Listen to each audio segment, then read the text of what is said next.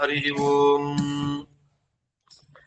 ನಿಖಿಲ ಗುಣನಿಕಾಯಂ ನಿತ್ಯ ನಿರ್ಧೂತಹೇಯಂ ಶುಭತಮಮತಿಮೇಯಂ ಶುದ್ಧ ಸೌಖ್ಯಾಪ್ತ್ಯುಪಾಯಂ ಸಕಲ ನಿಗಮಗೇಯಂ ಸರ್ವಶಬ್ದಾಭಿಧೇಯಂ ನವಜಲಧರಕಾಯಂ ನೌಮಿ ಲಕ್ಷ್ಮೀ ಸಹಾಯಂ ವಿಘ್ನೌಘವಾರಣಂ ಸತ್ಯಾಶೇಷ ವಿಶ್ವಸ್ಯ ಕಾರಣಂ ಕರುಣಾ ಸಿಂಧುಮಾನಂದ ತೀರ್ಥಬಂಧುಂ ಹರಿಂ ಭಜೆ.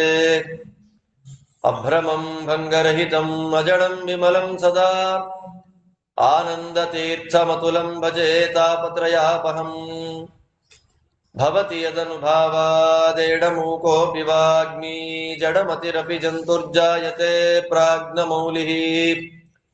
ಸಕಲ ವಚನ ಚೇತೋ ದೇವತಾ ಭಾರತೀ ಸಾ ಮಮ ವಚಸಿ ನಿಧತ್ತಾಂ ಸನ್ನಿಧಿಂ ಮಾನಸೇ ಚ. ಆಪಾದಮೌಳಿ ಪರ್ಯಂತಂ ಗುರುಣಾಮಾಕೃತಿಂ ಸ್ಮರೇತ್ ತೇನ ವಿಘ್ನಾಃ ಪ್ರಣಶ್ಯಂತಿ ಸಿದ್ಧ್ಯಂತಿ ಚ ಮನೋರಥಾಃ. ಹರಿ ಓಂ. ಸೃಷ್ಟಿಸ್ಥಿತ್ಯಪ್ಯಯೇಹ ನಿಯತಿ ದೃಶಿತಮೋ ಬಂಧಮೋಕ್ಷಾಶ್ಚ ಯಸ್ಮಾತ್ ಅಸ್ಯ ಶ್ರೀ ಬ್ರಹ್ಮರುದ್ರ ಪ್ರಭೃತಿ ಸುರನರದ್ವೀಷ ಶತ್ರುತ್ಮಕಸ್ಯ ವಿಷ್ಣೋರ್ವ್ಯಸ್ತಾಃ ಸಮಸ್ತಾಃ ಸಕಲ ಗುಣನಿಧಿಃ ಸರ್ವದೋಷವ್ಯಪೇತಃ ಪೂರ್ಣಾನಂದಾವ್ಯಯೋ ಯೋ ಗುರುರಪಿ ಪರಮಃ ಚಿಂತಯೇತಂ ಮಹಾಂತಂ. ಜನ್ಮಾದ್ಯಸ್ಯ ಯತೋನ್ಮಯಾದಿತರತಶ್ಚಾರ್ಥೇಷ್ವವಿಘ್ನಸ್ವರಾಟ್ ತೇನೇ ಬ್ರಹ್ಮ ಹೃದಯಾದಿ ಕವಯೇ ಮುಹ್ಯಂತಿ ಯಂ ಸೂರಯಃ. ತೇಜೋ ವಾರಿ ಮೃದಾಂ ಯಥಾ ವಿನಿಮಯೋ ಯತ್ರ ತ್ರಿಸರ್ಗೋ ಮೃಷಾ ಧಾಮ್ನಾ ಸ್ವೇನ ಸದಾ ನಿರಸ್ತಗುಹಕಂ. ಸತ್ಯಂ ಪರಂ ಧೀಮಹಿ ಯಂ ಪ್ರವ್ರಜಂತಮನುಪೇತಮಪೇತಕೃತ್ಯಂ ದ್ವೈಪಾಯನೋ ವಿರಹ ಕಾತರಃ ಜುಹಾವ. ಪುತ್ರೇತಿ ತನ್ಮಯತಯಾ ತರವೋಭಿನೇದುಃ ತಂ ಸರ್ವಭೂತಹೃದಯಂ ಮುನಿಮಾನತೋಸ್ಮಿ. ಯಸ್ವಾನುಭಾವಮಖಿಲ ಶ್ರುತಿಸಾರಮೇಕಂ ಅಧ್ಯಾತ್ಮದೀಪಂ ಅತಿತಿತೀರ್ಷತಾಂ ತಮೋಂಧಂ ಸಂಸಾರಿಣಾಂ ಕರುಣಯಾಃ ಪುರಾಣಗುಹ್ಯಂ ತಂ ವ್ಯಾಸಸೂನುಮುಪಯಾಮಿ ಗುರುಂ ಮುನೀನಾಂ. ನಾರಾಯಣಂ ನಮಸ್ಕೃತ್ಯ ನರಂ ಚೈವ ನರೋತ್ತಮಂ ದೇವೀಂ ಸರಸ್ವತೀಂ ವ್ಯಾಸಂ ತತೋ ಜಯಮುದೀರಯೇತ್. ಹರಿ ಓಂ. ಸ್ವಸ್ತ್ಯಸ್ತು ಸತಾಂ.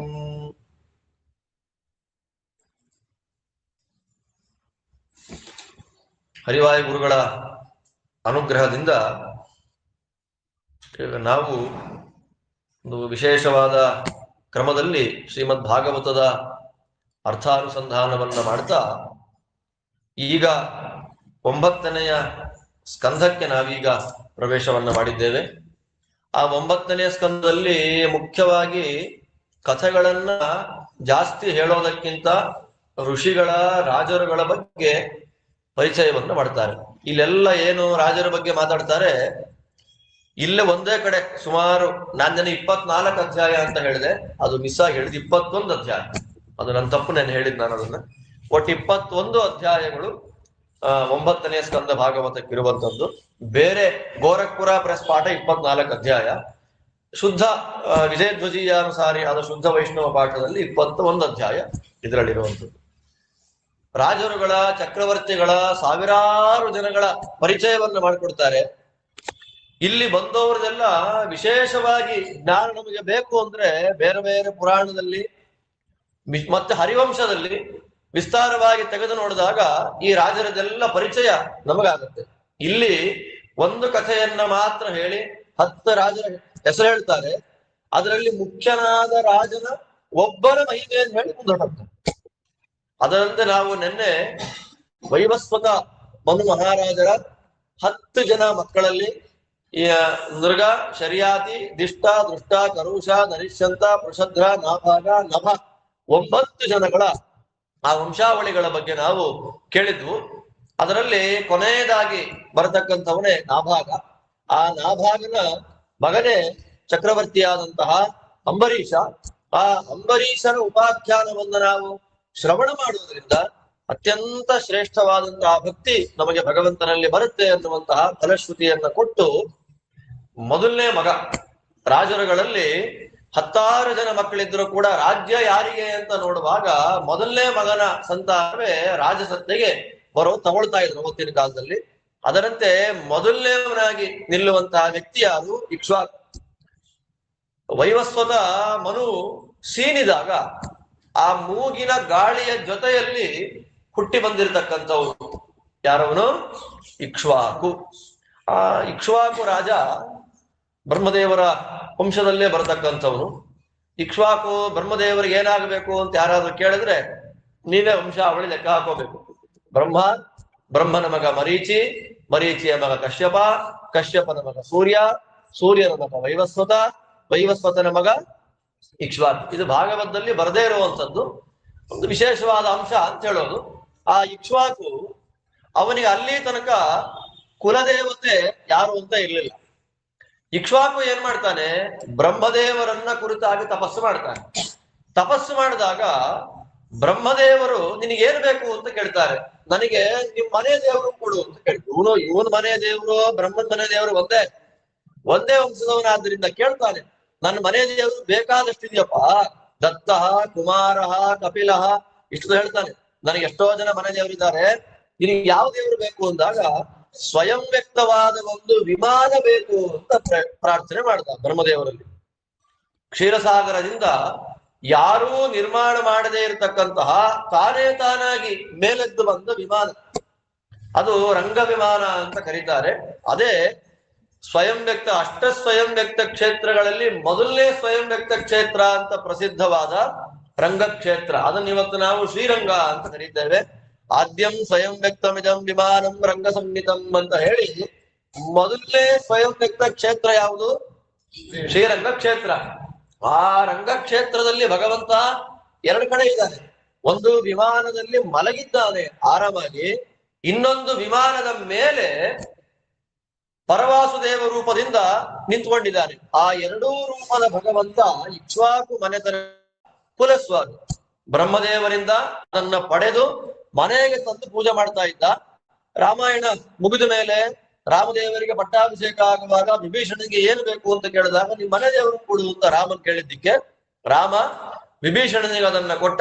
ಚಂದ್ರಪುಷ್ಕರಣಿ ತೀರದಲ್ಲಿ ನಿಂತುಕೊಳ್ತು ಅನ್ನುವಂತಹ ಕಥೆಯನ್ನ ಪುರಾಣಗಳಲ್ಲಿ ನಾವು ಕೇಳ್ತೇವೆ. ಭಾಗವತದಲ್ಲಿ ಅಷ್ಟು ವಿಸ್ತಾರವಾಗೋದ್ರ ಬಗ್ಗೆ ಬರಲ್ಲ. ಅಂತ ಇಕ್ಷ್ವಾಕು ಮಹಾರಾಜ, ಆ ಇಕ್ಷ್ವಾಕು ಮಹಾರಾಜನಿಗೆ 3 ಜನ ಮಕ್ಕಳು, ವಿಕುಕ್ಷಿ, ನಿಮಿ, ದಂಡಕ ಅಂತ.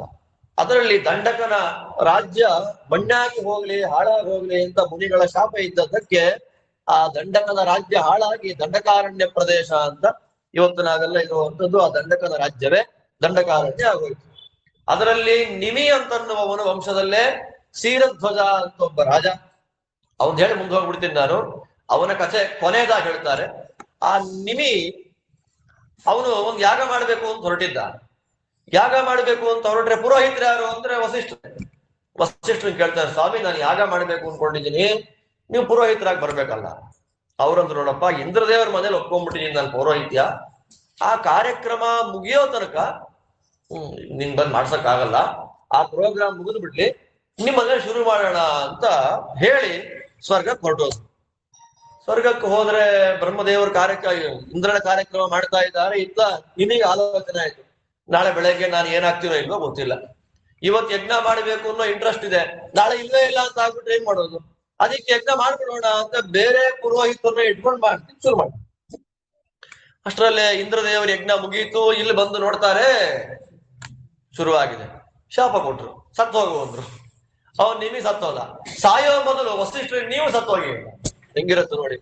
ಇಬ್ರು ಸತ್ತೋದ್ರು, ವಸಿಷ್ಠರು ಸತ್ತೋದ್ರು, ನಿಮಿಯೂ ಸತ್ತ. ಕೊನೆಗೆ ವಸಿಷ್ಠರು ಸುಖಾಚಾರ ಅಂತಾರೆ, ನನ್ನ ಪಿತಾಮಹ ಉರ್ವಶಿಯ ಮೂಲಕ ಮಿತ್ರಾವರುಣ ದೇವತೆಗಳ ಮಗನಾಗಿ ಮತ್ತೆ ಹುಟ್ಟಿದ. ಬ್ರಹ್ಮದೇವರ ಮಗನಾಗಿ ಹುಟ್ಟಿದ ವಸಿಷ್ಠ ಮತ್ತೆ ನಿಮಿರಾಜನ ಶಾಪದಿಂದ ಸತ್ತು ಉರ್ವಶಿಯ ಮೂಲಕ ಮಿತ್ರಾವರುಣ ದೇವತೆಗಳ ಮಗನಾಗಿ ಮತ್ತೆ ಹುಟ್ಟು ಬರ್ತಾನೆ. ಈ ನಿಮಿ ಏನ್ ಮಾಡ್ಬೇಕು ಇವಾಗ ಅಂತ ಆಲೋಚನೆ ಮಾಡಿ ಪುರೋಹಿತರೆಲ್ಲ ಇದ್ರಲ್ಲ ಪಾಪ, ಒಳ್ಳೆ ಗಂಧದ ಎಣ್ಣೆ ಒಳಗೆ ಒಂದ್ ದೇಹ ಇಟ್ಟಿದ್ದಾರೆ. ದೇಹ ಇಟ್ಟು ಯಜ್ಞ ಕಂಪ್ಲೀಟ್ ಮಾಡೋದು. ಬಂದ ದೇವತೆಗಳು ಏನ್ ಫಲ ಕೊಡಬೇಕು ಅಂತ ಕೇಳಿದ್ದಕ್ಕೆ ನಮ್ಮ ಯಜ್ಞಕ್ಕೆ ಫಲ ಕೊಡೋದಾದ್ರೆ ನಿಮಿಗೆ ಮತ್ತೆ ಜನ್ಮ ಕೊಡ್ರಿ. ಅವಾಗ ನಿಮಿಯ ದೇಹ ಅಲ್ಲಿದೆ, ಜೀವ ಬೇರೆಯಾಗಿದೆ.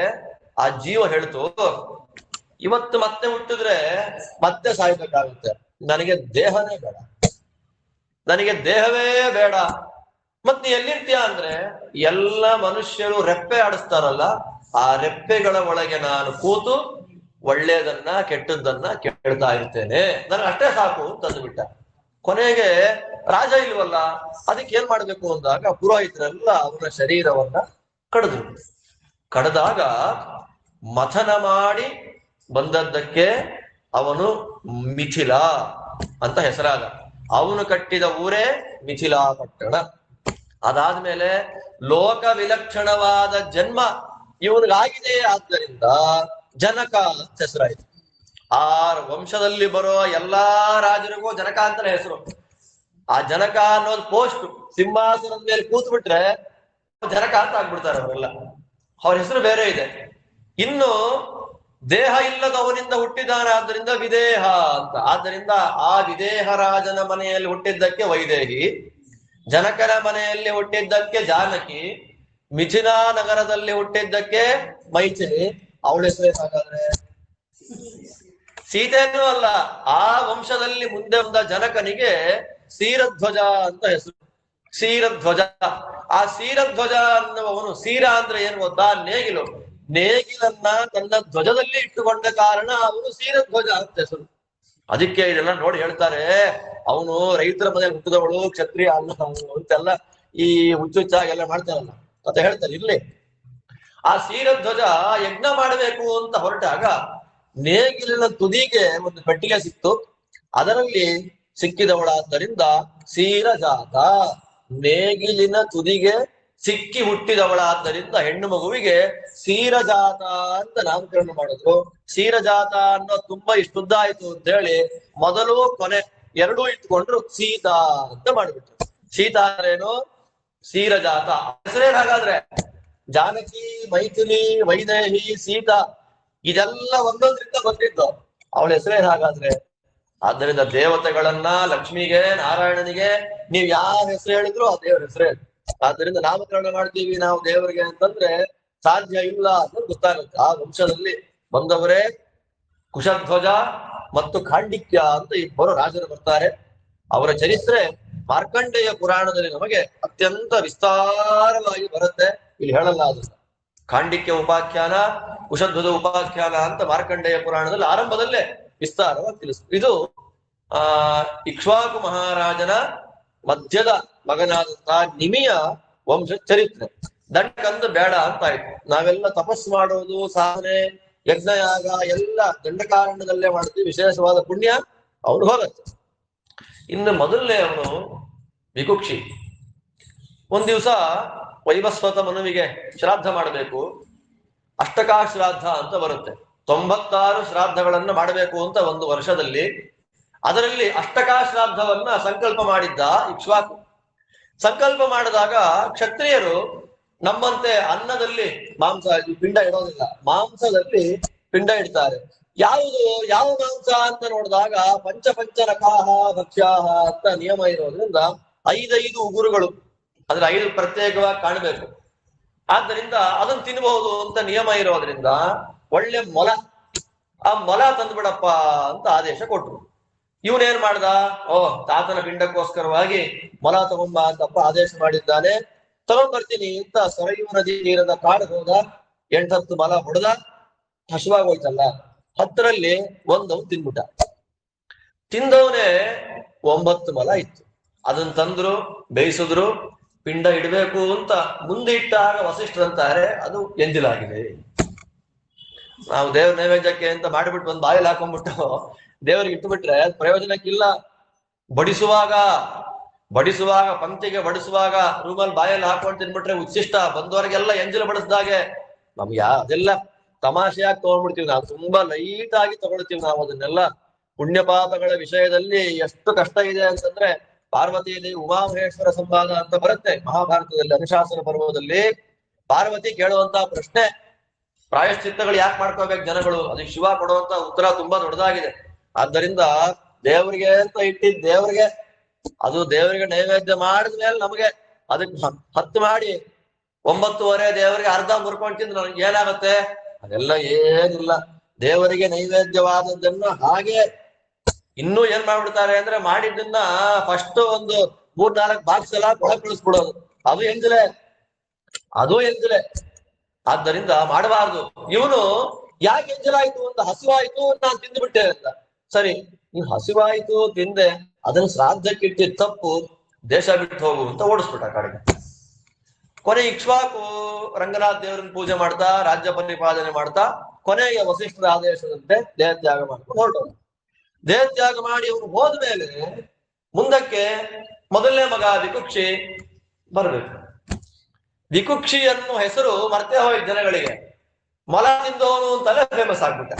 ನೋಡಿ, ಯಾವತ್ತೂ ತಿಂದೇ ಇರೋ ಒಂದ್ಸಲ ತಿಂದೆ ಹಂಗೆ ಆಯ್ತು. ಮೊಲ ತಿಂದು ಶಶಾದ ಅಂತ ನಾಮಕರಣ ಆಗೋಯ್ತು. ಶಶ ಅಂದ್ರೆ ಮೊಲ, ಅದನ್ನ ತಿಂದೋ. ನಿಮ್ ರಾಜ ಯಾರಪ್ಪ ಅಂದ್ರೆ ಮೊಲ ತಿಂದೋರು. ಆದ್ರಿಂದ ದಿನಾಲು ಪಂಕ್ತಿಲಿ ತಿಂತಾ ಇದ್ರೆ ಗೊತ್ತಾಗಲ್ಲ. ಯಾವತ್ತೋ ಒಂದಿನ ಮುರ್ಕೊಂಡು ಬಾಯಲ್ಲಿ ಹಾಕೊಂಡ್ರೆ ಜಗತ್ ಪ್ರಸಿದ್ಧ ಆಗ್ಬಿಡುತ್ತ ಆ ವಿಷಯ. ಈ ಕಾರಣದಿಂದ ಶಶಾದ ಅಂತ ಪ್ರಸಿದ್ಧನಾದ ದೊಡ್ಡ ಜ್ಞಾನಿ. ಅವನ ಮಗನೇ ಪುರಂಜಯ ಅಂತ. ಆ ಪುರಂಜಯ ಇಂದ್ರದೇವರಿಗೆ ರಾಕ್ಷಸರ ಉಪಟಳ ಸಿಕ್ಕಾಪಟ್ಟೆ ಆದಾಗ ಇಂದ್ರ ನಾರಾಯಣನಲ್ಲಿ ಪ್ರಾರ್ಥನೆ ಮಾಡ್ತಾನೆ. ಆಗ ನಾರಾಯಣ ಅಂದ, ಈ ವಿಕುಕ್ಷಿಯ ಮಗ ಇದಾನಲ್ಲ ಪುರಂಜಯ, ಅವನೊಳಗೆ ನನ್ನ ಸನ್ನಿಧಾನ ಇರುತ್ತೆ.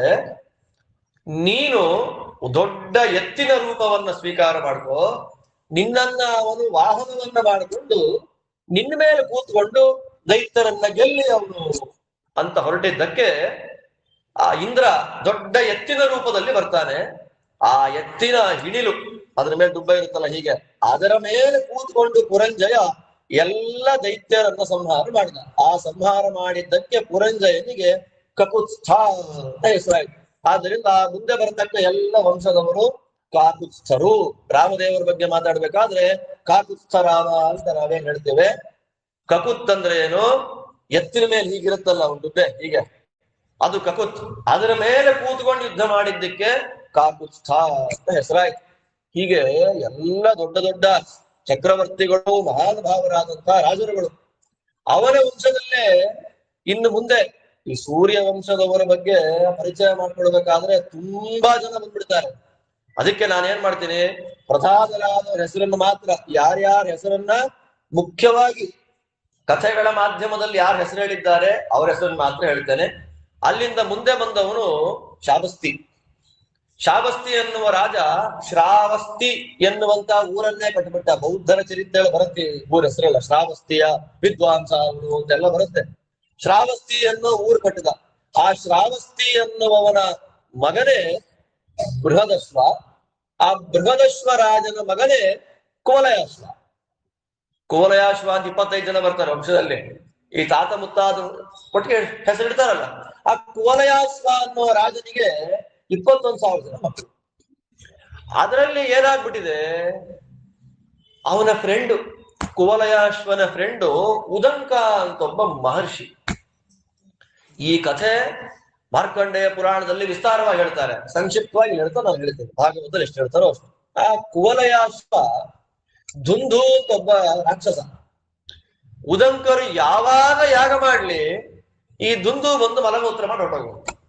ಉದಂಕರಂತಾರೆ, ಏನಾದ್ರೂ ಮಾಡಿ ಮುಗಿಸ್ಬಿಡಪ್ಪ ಅಂತ. ಅವಾಗ ಅವನೇನ್ ಮಾಡ್ದ, ರಾಕ್ಷಸರ ಬಲ ಗೊತ್ತಾಗಿ 21,000 ಜನ ಮಕ್ಕಳನ್ನ ಕರ್ಕೊಂಡು ಬಂದು ಯುದ್ಧ ಮಾಡ್ಲಿಕ್ಕೆ ಶುರು ಮಾಡ್ದ. 21,000 ಜನ ಮಕ್ಕಳಲ್ಲಿ ಉಳಿದಿದ್ದು 3 ಜನ.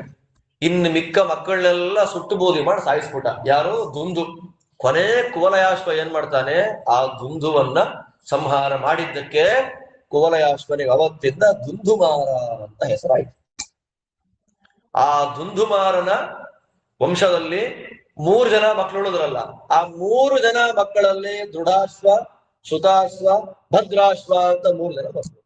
ಅದ್ರಲ್ಲಿ ಮೊದಲನೇ ಮಗನಿಗೆ ರಾಜ್ಯ ಆದ್ದರಿಂದ ದೃಢಾಶ್ವ ಏನಾದ, ಅವನು ರಾಜನಾದ. ಆ ದೃಢಾಶ್ವನಿಗೆ ಬೇಕಾದಷ್ಟು ಜನ ಮಕ್ಕಳು. ಆ ಬೇಕಾದಷ್ಟು ಜನ ಮಕ್ಕಳಲ್ಲಿ ಯುವನಾಶ್ವ ಅಂತ ಒಬ್ಬ ಮಗನಾಗ್ತಾನೆ.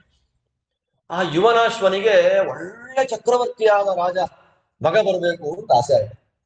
ವಸಿಷ್ಠರನ್ ಕೇಳ್ದ, ಸರಿ ಕಾಡಿಗೆ ಬಾರಪ್ಪ, ಇಂದ್ರದೇವರನ್ನ ಸಂತೋಷ ಪಡಿಸುವಂತಹ ಒಂದು ಯಾಗ ಮಾಡಿಸ್ಬಿಡ್ತೇನೆ, ಐಂದ್ರಿ ಯಾಗ ಅಂತ ಕರೀತಾರೆ, ಆ ಯಾಗ ಮಾಡಿಸ್ತೀವಿ, ಅಲ್ಲೊಂದು ನೀರ್ ಕೊಡ್ತೀವಿ, ಆ ನೀರ್ ಕುಡಿದ್ಬಿಡು ನೀನು. ಸರಿ ಅಂತ ಹಾಗೆ ಆಗ್ಲಿ ಅಂತ ಇವನೇನ್ ಮಾಡ್ದ, ಅಭಿಮಂತ್ರಣೆ ಮಾಡಿ ನೀರ್ ಇಟ್ಟಿದ್ರಲ್ಲಿ ಆ ಇಟ್ಟಿದ್ದ ನೀರನ್ನ ರಾತ್ರಿ ಬಾಯಾರಿಕೆ ಆಯ್ತು, ಕುಡಿದ್ಬಿಟ್ಟ. ಮಾರನೇ ದಿನ ಬೆಳಗ್ಗೆ ನೋಡ್ತಾರೆ, ನೀರಲ್ಲಿ ಅಂತಂದ್ರೆ ನೀನ್ ಹೆಂಡತಿ ಕೊಡ್ಬೇಕಾಗಿದ್ದು ನೀನೇ ಕುಡಿದ್ಬಿಟ್ಟಿಯಾ ಇದನ್ನ ಅಂತ. ಅಂದ್ರೆ ದೈವ ಸಂಕಲ್ಪ ಇದು ಅಂತ ಹೇಳ್ತಾರೆ. ಬಲ ಹೊಟ್ಟೆಯನ್ನ ಸೀಳಿ ಒಂದು ಮಗು ಹೊರಗೆ ಬಂತು.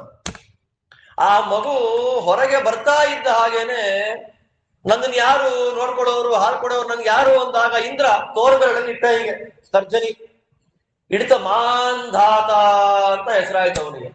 ಎಲ್ಲ ಶತ್ರುಗಳನ್ನ ನಾಶ ಮಾಡ್ತಾನಾದ್ದನ್ನು ತ್ರಸದ್ದಸ್ಯು ಅಂತ ನಾಮಕರಣ ಮಾಡಿದ್ರು. ಮಾಂಧಾತ ಅಂತ ಅವನಿಗೆ ನಾಮಕರಣ ಮಾಡಿದ್ರು. ಅವತ್ತಿಂದ ಅವನೇನಾದ ಮಾಂಧಾತ. ಪ್ರತಿನಿತ್ಯ ಬೆಳಗ್ಗೆ ಸ್ಮರಣೆ ಮಾಡಬೇಕಾದಂತಹ ಚಕ್ರವರ್ತಿಗಳಲ್ಲಿ ಫಸ್ಟ್ ಹೆಸರು ಯಾರದು? ಮಾಂಧಾತ ನಕುಶೋಂಬರೀಷ ಸಗರಹ ಅಂತ ಮಂಗಳಾಷ್ಟಕದಲ್ಲಿ ಫಸ್ಟ್ ಹೆಸರು ಮಾಂಧಾತ.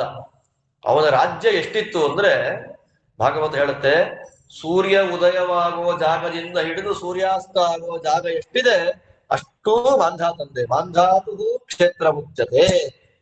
ಶಶಬಿಂದು ಅಂತ ಒಬ್ಬ ರಾಜ, ಆ ಶಶಬಿಂದು ರಾಜನ ಮಗಳು ಬಿಂದುಮತಿ ಅಂತ ಹೇಳಿ ಅವಳನ್ನ ಮದುವೆ ಮಾಡ್ಕೊಳ್ತಾರೆ. ಅವರಲ್ಲಿ ಇವನಿಗೆ 53 ಜನ ಮಕ್ಕಳು. 53 ಜನ. ಆ 53 ಜನ ಮಕ್ಕಳಲ್ಲಿ 50 ಹೆಣ್ಣು, 3 ಗಂಡು. ಪುರುಕುತ್ಸ, ಅಂಬರೀಷ, ಮುಚುಕುಂದ ಅಂತ 3 ಜನ. ಮುಚುಕುಂದನ ಕಥೆ ಉಪರಿಷ್ಟಾಕ್ಷತೆ ಅಂತ ದಶಮ ಸ್ಕಂದದಲ್ಲಿ ಮುಚುಕುಂದನ ಕಥೆಯನ್ನ ನಿರೂಪಣೆ ಮಾಡ್ತಾರೆ. ಅದರಲ್ಲಿ ಮಧ್ಯದವನಾದ ಅಂಬರೀಷನ ಚರಿತ್ರೆಯನ್ನ ಇಲ್ಲಿ ಮತ್ತೆ ಹೇಳ್ತಾರೆ. ನಮಗದು ಬೇಕಾಗಿಲ್ಲ, ಮುಖ್ಯವಾದ ಕಥೆ ಬೇಕಾಗಿಲ್ಲ ಅನ್ನೋ ಆಗಿಲ್ಲ, ನಮ್ಗೆ ಕೈ ಸಾಕಾಗಲ್ಲ ಅದು ಹೇಳಕ್ಕೆ. ಮುಖ್ಯನಾದ ಪುರುಕುತ್ಸನ ಕಥೆಯನ್ನ ಇಲ್ಲಿ ಮತ್ತೆ ಹೇಳ್ತಾರೆ.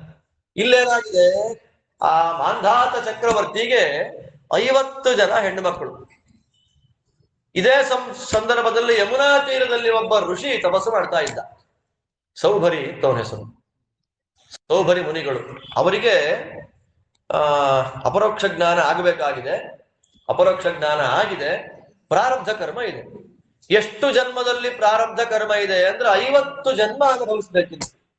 ಅದಕ್ಕೆ ಅವ್ರು ಏನ್ ಮಾಡ್ತಾರೆ, ತಪಸ್ಸು ಮಾಡ್ತಾ ಕೂತ್ರು ಯಮುನಾ ನದಿ. ಎಷ್ಟು ವರ್ಷ? 16,000 ವರ್ಷ ತಪಸ್ ಮಾಡ್ತಾರೆ. ಕೊನೆಗೆ ಒಂದ್ ದಿವಸ ಕಣ್ಣು ಬಿಟ್ಟು ತೆಗೆದು ನೋಡಿದ್ರೆ 2 ಮೀನುಗಳು ರೊಮ್ಯಾನ್ಸ್ ಮಾಡ್ತಾ ಇತ್ತು. ಈ ಮೀನಿಗಿರೋ ಸುಖ ನನಗಿಲ್ವಲ್ಲ. ನೋಡಿ ಮನುಷ್ಯರು ಎಷ್ಟು ಹಾಳಾಗ್ಬಿಡ್ತಾರೆ ಅಂದ್ರೆ, ಮೀನಿಗಿರೋ ಸುಖ ನನಗಿಲ್ವಲ್ಲ, ನಾನು ಮೀನಿಗಿಂತ ಕಡೆ ಆಗೋದ್ನ ಅಂತ ಹೇಳಿ ಎದ್ದು ಬಂದ. ನನಗೆ ಯಾರು ಹೆಣ್ಣು ಕೊಡ್ಬೇಕಲ್ಲ. ಈಗ ಯಾರು ಕೊಡ್ತಾರೆ ಅಂದ್ರೆ, ಎಲ್ಲ ಜಗತ್ತಿಗೆ ರಾಜ ಮಾಂಧಾತ.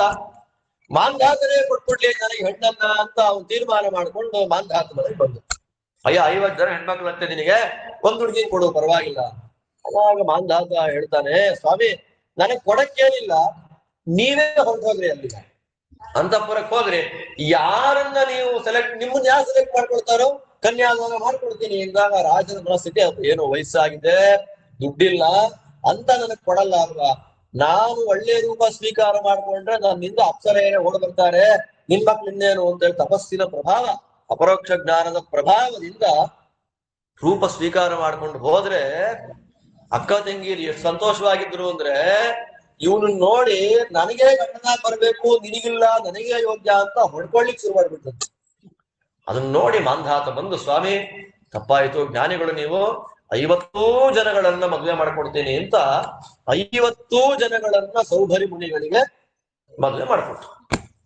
ಸೌಭರಿ ಮುನಿಗಳಿಗೆ ಮದುವೆ ಮಾಡಿಕೊಟ್ರೆ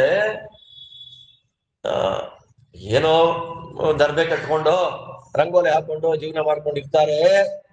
ಎಲ್ಲಿ ಸೌಭರಿಗಳ ಆಶ್ರಮದಲ್ಲಿ ಅಂತ ಮಾಂಧಾತ ನೋಡೋಣ ಅಂತ ಬಂದ್ರೆ 50 ಅರಮನೆ. ಇವನ್ ಮನೆಯಲ್ಲೇ ಇಲ್ಲ, ಅಯೋಧ್ಯ ನಗರದಲ್ಲೇ ಇಲ್ಲ ಆ ವೈಭವ.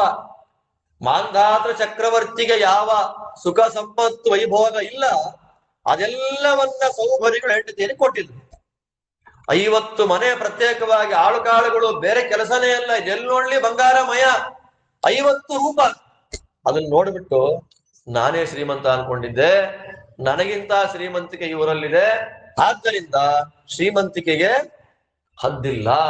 ನಂದೇ ಅನ್ಕೊಂಡ್ರೆ ನನಗಿಂತವ್ರು ದೊಡ್ಡವರು, ಅವ್ರದ್ದು ಅನ್ಕೊಂಡ್ರೆ ಅವ್ರಿಗಿಂತವ್ರು ದೊಡ್ಡದು. ಆದ್ದರಿಂದ ಶ್ರೀಮಂತಿಕೆಯನ್ನ ಲೆಕ್ಕ ಹಾಕ್ತಾ ಹೋದ್ರೆ ಮುಗಿಯೋದಿಲ್ಲ ಜೀವನ. ಆದ್ದರಿಂದ ಇನ್ನಾದ್ರೂ ಸಾಧನೆ ಮಾಡಿಕೊಂಡು ಹೊರಟು ಬಿಡೋಣ ಅಂತ ಮಾಂಧಾತ ಅಳಿಯನ ಶ್ರೀಮಂತಿಕೆಯನ್ನ ನೋಡಿ ವೈರಾಗ್ಯವನ್ನ ಪಡೆದು ಸಾಧನೆ ಮಾಡ್ಕೊಂಡು ಹೊರಟ್ಬಿಟ್ಟ ಮೋಕ್ಷಕ್ಕೆ. ಚಕ್ರವರ್ತಿಗಳು ಹೊಟ್ಟೆ ಉರಿ ಪಡಲಿಲ್ಲ ನೋಡಿ, ಸಾಧನೆ ಕಾರಣ ಆಯ್ತದಲ್ಲ. ಅಲ್ಲಿಂದ ಮುಂದೆ ಪುರುಕುತ್ಸ. ಆ ಪುರುಕುತ್ಸನ ವಂಶದಲ್ಲಿ ಅನೇಕ ರಾಜರು ಬರ್ತಾರೆ. ಆ ಅನೇಕ ರಾಜರುಗಳ ಮಧ್ಯದಲ್ಲಿ ಪ್ರಧಾನರಾಗಿರ್ತಕ್ಕಂಥ ಒಬ್ಬ ರಾಜನೇ ಸತ್ಯವ್ರತ ಅಂತ ಕರೆದು. ಆ ಸತ್ಯವ್ರತನಿಗೆ 3 ತಪ್ಪುಗಳನ್ನು ಮಾಡಿದ್ದ. ಯಾರು? ಆ ಸತ್ಯವ್ರತ ರಾಜ. ಗೋವನ್ನ ಕಡ್ದ, ಗೋವನ್ನ ತಿಂದ, ನಾನ್ ತಿಂದಿಲ್ಲ ಅಂತ ಹೇಳ್ದ. 3 ತಪ್ಪುಗಳನ್ನು ಮಾಡದ. ತಪ್ಪುಗಳಿಗೆ ಶಂಕು ಅಂತ ಹೆಸರು. 3 ತಪ್ಪುಗಳನ್ನ ಮಾಡಿದ್ದಕ್ಕೆ ಸತ್ಯವ್ರತನಿಗೆ ಏನ್ ಹೆಸರಿಟ್ರು? ತ್ರಿಶಂಕು ಅಂತ ನಾಮಕರಣ ಮಾಡಿಬಿಟ್ರು. ತ್ರಿಶಂಕು ಅಂತ ನಾಮಕರಣ ಮಾಡಿ ಊರ್ ಬಿಟ್ಟು ಆಚೆ ಕಳಿಸ್ತಾರೆ. ಕಳಿಸಿದ ಮೇಲೆ ಇವನು ವಸಿಷ್ಠರ ಮೇಲೆ ಸಿಟ್ಟು ಮಾಡಿಕೊಂಡು ವಿಶ್ವಾಮಿತ್ರರನ್ನ ಗುರುಗಳನ್ನಾಗಿ ಪಡೆದು ವಿಶ್ವಾಮಿತ್ರರ ಮೂಲಕ ಯಾಗ ಮಾಡಿಸಿದ. ವಿಶ್ವಾಮಿತ್ರರು ಯಾಗ ಮಾಡ್ತಾರೆ. ಆ ಯಾಗದ ವೈಭವ ಏನು ಅಂತಂದ್ರೆ ನೇರವಾಗಿ ಸ್ವರ್ಗ ಕಳಿಸ್ಬಿಟ್ರು. ಆದ್ರೆ ಸ್ವರ್ಗದ ಭಾಗ ತೆಗಿಲಿಲ್ಲ. ಯಾಕೆ ಅಂದ್ರೆ ಗುರುದ್ರೋಹ ಮಾಡಿ ಬಂದಿದ್ಯಾ, ಆದ್ದರಿಂದ ನಿಂಗ್ ಪ್ರವೇಶ ಇಲ್ಲ ಅಂತ ಹೀಗೆ ಬಂದವನ್ನ ಹೀಗೆ ಕೆಳಗೆ ಬೀಳಿಸ್ಬಿಟ್ರು. ವಿಶ್ವಾಮಿತ್ರರೇ, ನಿಮ್ಮ ಶಿಷ್ಯ ಭೂಮಿಗೆ ಬಿದ್ರೆ ನಿಮ್ಗೆ ಅವಮಾನ ಅಲ್ಲ. ಅವು ಸತ್ಯವ್ರತ ತ್ರಿಶಂಕು, ನೀನ್ ಕೆಳಗ್ ಬೀಳ್ಬೇಡ, ಅಪರ ಸ್ವರ್ಗವನ್ನೇ ಸೃಷ್ಟಿ ಮಾಡ್ತೀನಿ ಅಂತ ಸೃಷ್ಟಿ ಮಾಡ್ಬಿಟ್ರು.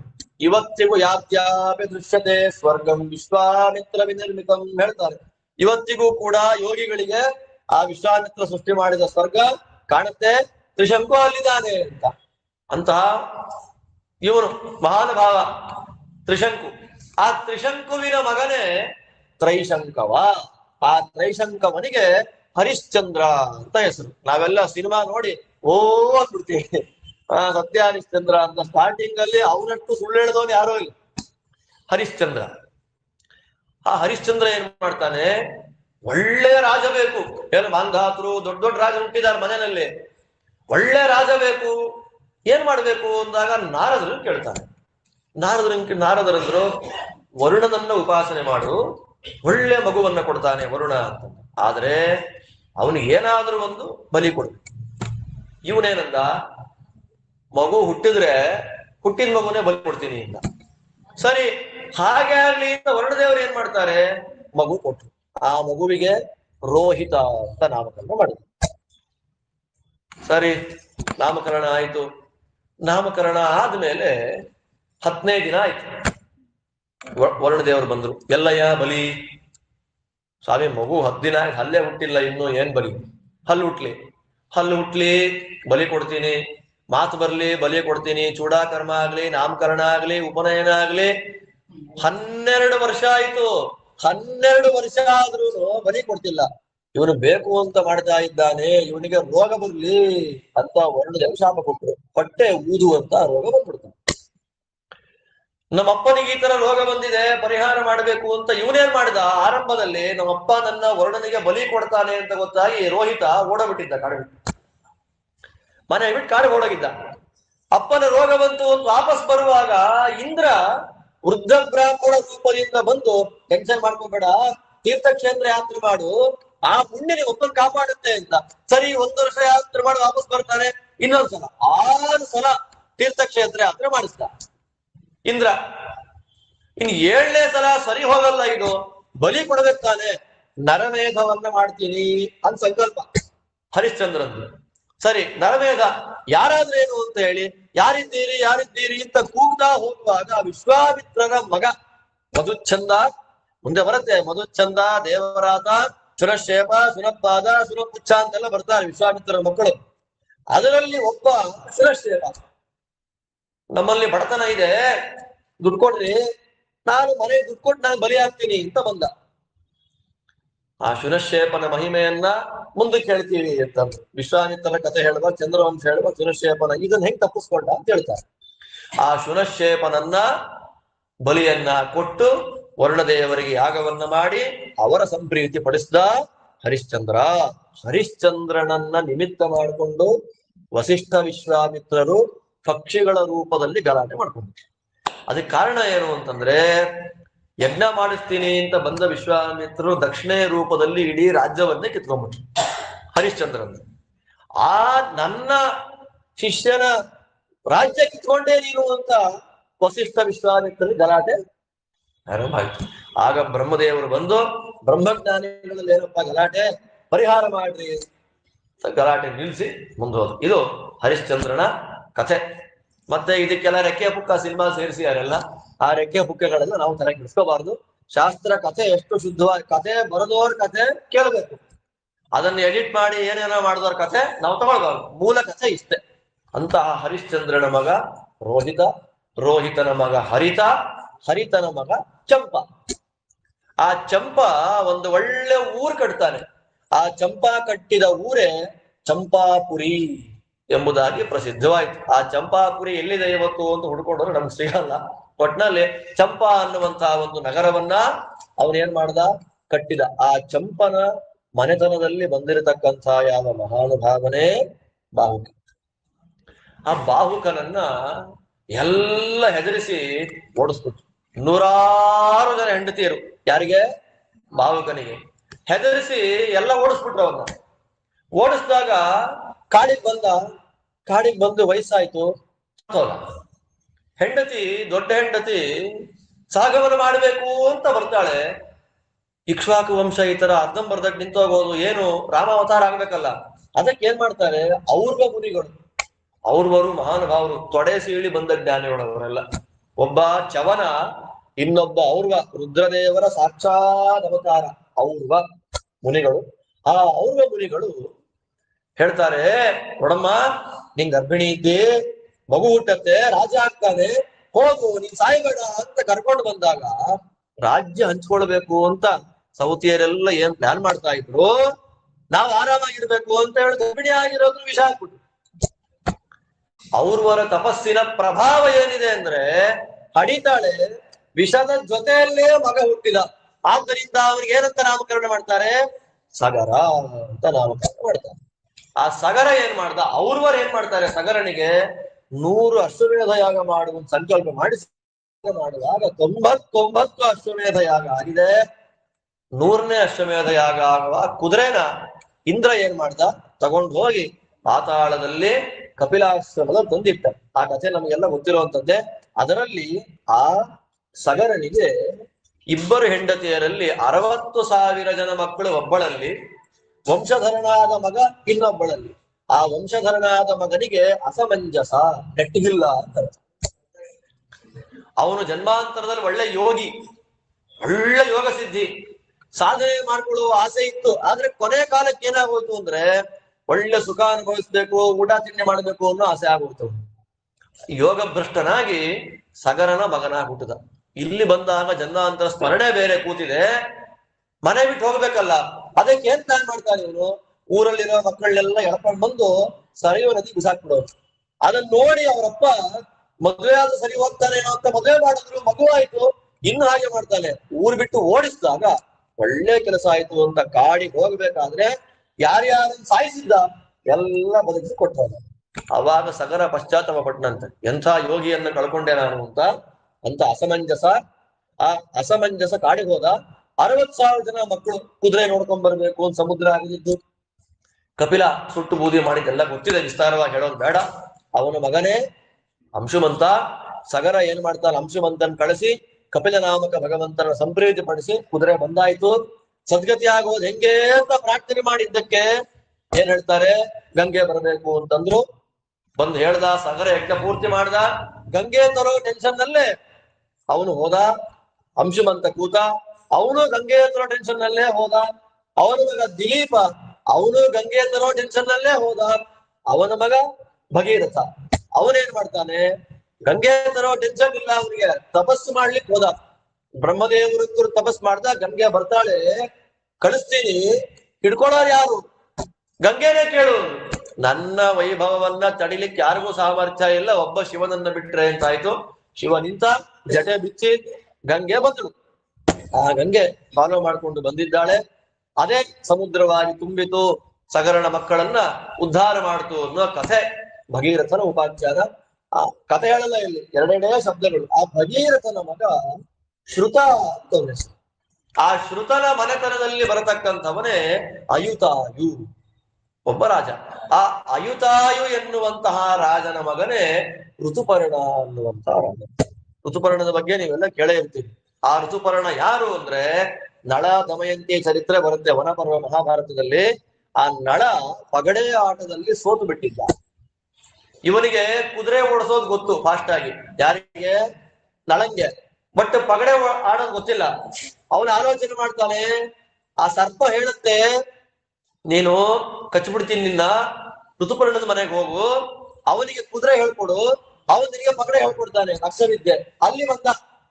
ಅಲ್ಲಿ ಬಂದು ಋತುಪರ್ಣನ ಮನೆಯಲ್ಲಿದ್ದು ಆ ಋತುಪರ್ಣ ಮಹಾರಾಜರ ಮೂಲಕ ಪಗಡೆ ಆಟ ಕಲಿತು ಅವನು ರಾಜ್ಯವನ್ನ ಗೆದ್ದ, ತಮ್ಮನ್ನು ಓಡಿಸಿ ಅಂತ ಕಥೆ. ಅಂಥ ಮಹಾನುಭಾವ ಋತುಪರ್ಣ. ಆ ಋತುಪರ್ಣ ಮತ್ತೆ ಇನ್ನು ಮುಂದಿನ ವರದ ವಂಶ ವಿಸ್ತಾರದಲ್ಲಿಯೇ ಬರ್ತಾನೆ. ಅವನ ಹೆಸರು ಮಿತ್ರಸಹ ಅಂತ ರಾಜ. ಅವನ ಹೆಸರೇನು? ತಲೆ ಕೆಟ್ಟೋಗುತ್ತೆ, ಅದಕ್ಕೆ ಹೆಸರು ಮಾತ್ರ ಕೇಳ್ರಿ. ಅದ್ರಲ್ಲಿ ಮಧ್ಯ ಬರೋ ಲಿಂಕ್ಗಳು ನಾನು ಹೇಳಲ್ಲ. ಯಾರ ಕಥೆ ವಿಸ್ತಾರವಾಗಿ ಹೇಳಿದ್ದಾರೆ, ಒಂದ್ ಪಾಯಿಂಟ್ ಇದೆ, ಅವ್ರ ಹೆಸರು ಮಾತ್ರ ಹೇಳ್ತೀನಿ. ಮಿತ್ರಸಹ ಅಂತ ಒಬ್ಬ ರಾಜ. ಆ ಮಿತ್ರಸಹ ಅನ್ನೋ ರಾಜನಿಗೆ ಕಲ್ಮಾಶಪಾದ ಅಂತ ಒಂದು ಹೆಸರು. ಕಲ್ಮಾಶಪಾದ ಅಂತ ಯಾಕೆ ಹೆಸರು ಅಂತ ಕೇಳ್ತಾರೆ. ಅವನು ಒಂದ್ಸಲ ಬೇಟೆ ಆಡಕ್ ಹೋದ, ಒಬ್ಬ ರಾಕ್ಷಸನ್ ಕೊಂದ್ಬಿಟ್ಟ. ಇಬ್ರು ಅಣ್ಣ ತಮ್ಮಂದ್ರು ರಾಕ್ಷಸರು. ಅಣ್ಣ ಸತ್ತೋದ. ನಾವ್ ಅಣ್ಣ ಸತ್ತೋದ ಅಂತ ತಮ್ಮನಿಗೆ ಬೇಜಾರು, ಹೆಂಗಾರು ಮಾಡಿ ಹಾಳು ಮಾಡ್ಬೇಕಲ್ಲ ಇವನ್ನ ಅಂತ ಅಡಿಗೆ ವೇಷದಲ್ಲಿ ಬಂದ ಇವನ್ ಮನೆಗೆ, ಮಿತ್ರಸಹನ್ ಮನೆಗೆ. ಅಡಿಗೆ ವೇಷದಲ್ಲಿ ಬಂದ್ರೆ ನಿತ್ಯ ಬಡಿಸೋದು. ವಸಿಷ್ಠರನ್ನ ಊಟಕ್ಕೆ ಕರೆದಿಯಾರ ಗೊತ್ತು, ನರಮಾಂಸವನ್ನ ಬಡಿಸ್ಬಿಟ್ಟ ಎಲೆಗೆ. ವಸಿಷ್ಠರು ನೋಡ್ತಾರೆ, ಏನಯ್ಯ ಊಟಕ್ಕೆ ನರಮಾಂಸ ಹಾಕಿಟ್ಟಿದ್ಯಾ ನೀನು, ರಾಕ್ಷಸ ಆಗಿಬಿಡು ಅಂತ. ಅವಾಗ ವಸಿಷ್ಠರಿಗೆ ಶಾಪ ಕೊಡ್ಬೇಕು ಅಂತ ಕೈಯಲ್ಲಿ ನೀರ್ ಹಾಕೊಂಡ್ಬಿಟ್ಟ ಮಿತ್ರಸಹ. ನೀರ್ ಹಾಕೊಂಡಾಗ ಅಲ್ಲಿ ಅವನ ಹೆಂಡತಿ ಮದಯಂತಿ ಬಂತಾಳೆ, ಬೇಡ ಗುರುಗಳಿಗೆ ಶಾಪ ಕೊಡಬಾರದು, ಎಲ್ಲ ಹಾಕೋದು, ಕಾಲ ಮೇಲೆ ಹಾಕೊಂಡ. ಅವಾಗ ಏನಾಯ್ತು, ವಸಿಷ್ಠರಿಗೆ ಗೊತ್ತಾಯ್ತು, ಓ ರಾಕ್ಷಸ ಮಾಡಿದ ಕೆಲಸ ಇದು. ಆದ್ದರಿಂದ ಮಿತ್ರಸಹ 12 ವರ್ಷ ಮಾತ್ರ ರಾಕ್ಷಸನಾಗಿರ್ಬೇಕು ನೀನು ಅಂತ. ಸರಿ, ಕಾಡೆಲ್ಲ ತಿರುಗಾಡ್ತಾ ಇದ್ದ. ಇಬ್ರು ಗಂಡ ಹೆಂಡತಿ ಬ್ರಾಹ್ಮಣ ವೃದ್ಧ ದಂಪತಿಗಳಿಬ್ರು, ಯುವಕ ದಂಪತಿಗಳಿಬ್ರು ಮಾತಾಡ್ತಾ ಇದ್ರು. ನೋಡ್ದ, ಹಿಡ್ಕೊಂಡ್ಬಿಟ್ಟ ಗಂಡನ್ನ. ಅವಳಂತಾಳೆ, ನೀ ರಾಕ್ಷಸ ಅಲ್ಲಪ್ಪ, ನೀ ಒಳ್ಳೆಯವನು, ನೀ ಮಿತ್ರಸಹ ಶಾಪದಿಂದ ರಾಕ್ಷಸ ಆಗಿದ್ಯಾ, ಗಂಡನ್ ಬಿಟ್ಬಿಡು ಅಂತ ಎಷ್ಟೇ ಹೇಳಿದ್ರು ಅವಳು ನೋಡ್ತಾ ಹೌದಾ ಅಂತ ತಲೆ ಮುರಿಯೋದಂತೆ ಬಾಯಲ್ಲಿ ಹಾಕೊಳ್ಳೋದು, ಕೈ ಮುರಿಯೋದು. ಅಂದ್ರೆ ಅವಳು ನೋಡ್ತಾ ಗಂಡನನ್ನ ಹಾಗೆ ಕಚ್ಕೊಂಡು ತಿಂದ್ಬಿಟ್ಟ. ಶಾಪ ಕೊಟ್ಲು. ಗಂಡ ಹೆಂಡತಿ ಮಾತಾಡುವಾಗ, ನೀನು ನನ್ ಗಂಡನ್ ತಿನ್ಬಿಟ್ಟೆ ಅಲ್ವಾ, ನೀನ್ ಹೆಂಡತಿಯ ಪಕ್ಕದಲ್ಲಿ ಕೂತ್ಕೊಂಡೆ ಸತ್ತೋಗ್ತೀನಿ ಶಾಪ. ಸರಿ, 12 ವರ್ಷ ಆಯ್ತು. ಮದಯಂತಿ ದೇವಿ ಹತ್ರಕ್ ಬರ್ತಾನೆ. ಅವಳಂತಾಳೆ, ಬೇಡ, ಸರಿಗಿಲ್ಲ, ಶಾಪ ಇದೆ, ಮತ್ತೇನ್ ಮಾಡ್ಬೇಕು, ಭಗವದ್ ಅವತಾರ ಆಗ್ಬೇಕು ಈ ವಂಶದಲ್ಲಿ. ಅದಕ್ಕೆ ವಸಿಷ್ಠರನ್ನೇ ಪ್ರಾರ್ಥನೆ ಮಾಡಿದಾಗ ನಿಯೋಗ ಪದ್ಧತಿಯಲ್ಲಿ ವಸಿಷ್ಠರ ಗರ್ಭಾಧಾನವನ್ನು ಮಾಡ್ತಾರೆ. ಎಷ್ಟೇ ವರ್ಷ ಆದ್ರೂ ಮಗು ಹಡಿಲೇ ಇಲ್ಲ. ಏನ್ ಮಾಡ್ಬೇಕು ಅನ್ಕೊಂಡಾಗ ಕಲ್ಲಲ್ಲಿ ಜಜ್ಕೊಂಡ್ಬಿಡು. ಕಲ್ಲನ್ನ ಕುಟ್ಟಿಕೊಂಡು ಹೊರಗೆ ಬಂದ ಭ್ರೂಣ, ಆದ್ದರಿಂದ ಅವನಿಗೆ ಅಶ್ಮಕ ಅಂತ ನಾಮಕರಣ ಮಾಡ. ಅಶ್ಮಕ. ಆ ಅಶ್ಮಕನಿಗೆ ಮಗನಾಗಿ ಒಬ್ಬ ಬರ್ತಾನೆ. ಅಶ್ಮಕನ ಮಗ, ಅವನಿಗೆ ಮೂಲಕ ಅಂತ ಹೆಸರು. ಆ ಮೂಲಕನಿಗೆ ನಾರಿ ಕವಚ ಅಂತ ಹೆಸರು. ಪರಶುರಾಮ ದೇವರು 21 ಸಲ ಭೂಪ್ರದಕ್ಷಿಣೆಯನ್ನ ಮಾಡಿ ಎಲ್ಲ ಕ್ಷತ್ರಿಯರನ್ನ ಕೊಲ್ಲುವಾಗ ಅಯೋಧ್ಯೆಗೆ ಬರ್ತಾ ಇರುತ್ತೆ. ಅಯೋಧ್ಯೆಗೆ ಬರುವಾಗ ಅಂತಃಪುರದಲ್ಲಿ ಸುತ್ತ ಹೆಣ್ಣು ಮಕ್ಕಳು ಮಧ್ಯದಲ್ಲಿ ನಿಂತ್ಕೊಳ್ತಿದ್ದ. ಹೆಣ್ಣು ಮಕ್ಕಳ ರಕ್ಷಣೆಯಲ್ಲಿ ಯಾರಿದ್ದಾರೆ ಅವರು ಕೊಲ್ಲಲ್ಲ ಅಂತ ಪ್ರತಿಜ್ಞೆ. ಯಾರದ್ದು? ಪರಶುರಾಮನದ್ದು. ಯಾರು ಮದುವೆ ಆಗ್ತಾ ಇದ್ದಾರೆ? ದಶರಥ ಅಷ್ಟೇ. 230, 250 ಹೆಂಡತಿರ ಅವ್ರಿಗೆ. ಪರಶುರಾಮ ಯಾವಾಗ ಬರ್ಲಿ, ಸ್ವಾಮಿ ಈಗಿನ ಮದುವೆ ಆಗಿದೆ, ಆಶೀರ್ವಾದ ಮಾಡಿ ಅಂತ. 21 ಸಲ ಆದ್ರೆ ಮದುವೆ ಮಾಡಿ ಆಶೀರ್ವಾದ. ಅದಕ್ಕೆ ಪರಶುರಾಮ ಬಿಟ್ಟವರು ಹೆಣ್ಣು ಮಕ್ಕಳ ಸುತ್ತವೇ ಬೆಳೆದು ಬಿಟ್ಟ. ಆದ್ದರಿಂದ ಇವನಿಗೆ ನಾರೀ ಕವಚ ಅಂತ ಹೆಸರು. ಅವನ ಮಗ ದಶರಥ ಅಂತ ಅವನ ಹೆಸರು. ಇನ್ನೊಬ್ಬ ಈ ರಾಮಚಂದ್ರ ಇನ್ನೊಬ್ಬ ಹೆಸರು ದಶರಥ. ಆ ದಶರಥನ ವಂಶದಲ್ಲಿ ಬರತಕ್ಕಂತಹ ಮಹಾನುಭಾವನೆ ರಘು. ಅವತ್ತಿಂದ ಏನಾಯ್ತು, ಆ ವಂಶ ಕಾಕುತ್ಸ್ಥ ವಂಶ ಅಂತ ಇತ್ತು, ಇಕ್ಷ್ವಾಕು ವಂಶ ಅಂತ ಇತ್ತು, ಅದು ಕಾಕುತ್ಸ್ಥ ವಂಶ ಅಂತ ಆಯ್ತು. ಆ ಕಾಕುತ್ಸ್ಥ ವಂಶ ಮಾಂಧಾತೃ ವಂಶ ಅಂತ ಆಯ್ತು. ಅಲ್ಲಿಂದ ಮುಂದೆ ಮುಂದೆ ಬಂದು ರಘುವಂಶ ಅಂತ ಆಯ್ತು. ಆ ರಘುವಿನ ಮಗನೇ ಪೃಥುಶ್ರವ ಅಂತ ಒಬ್ಬ ರಾಜ. ಆ ಪೃಥುಶ್ರವ ಅನ್ನುವ ರಾಜನ ಮಗನೇ ಅಜ ಅನ್ನುವ ರಾಜ. ಆ ಅಜ ಎನ್ನುವ ರಾಜನ ಮಗನೇ ದಶರಥ ಮಹಾರಾಜ.